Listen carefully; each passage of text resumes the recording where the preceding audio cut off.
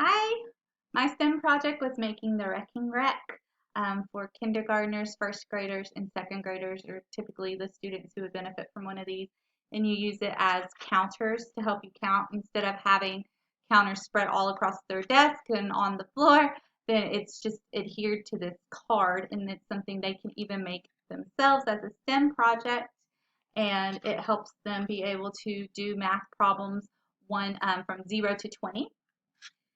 So this project benefits youth because it's something they can actually do in the library, make at the makerspace stations, and then take back to the classroom and actually use, and to help fill those knowledge gaps, which is part of the library's goal, is to provide information within the library that can help fill those gaps for students when they are back in the classroom. So this is something that would be fun for them to make. It's colorful, it's bright, it's things that children like, but they can also take it and use it and have a practical application in the classroom. It was not difficult to create this. It can be easier if you go ahead and you use things that are already the size that you need it to be. Like this card is 4 by 6 inches. If you go ahead and buy index cards that are already 4 by 6, that would be a lot faster than what I did, which was cutting out a piece of poster board. That was a cheaper option, but for a whole classroom set, it would be easier to do the already cut index cards.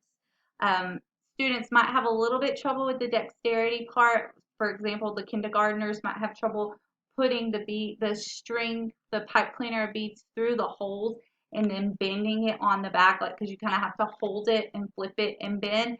So at that point, they might work with partners, so they have 4 hands to work with instead of just 2, or just make sure that the teacher is helping and the librarian is helping as well. Um, it costs about $5 to make, and with that amount, that $5, I could make at least 10.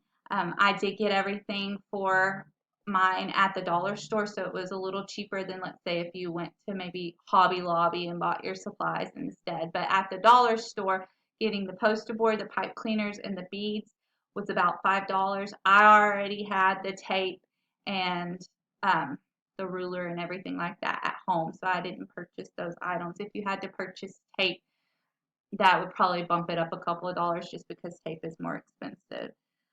I think this would be a great project for people to implement. Like I said, my advice is just go ahead and prep it as much as you can because you are dealing with kinder first and second. So if you can get those pre-cut 4 by 6 index cards, I say take one pipe cleaner and cut it in half.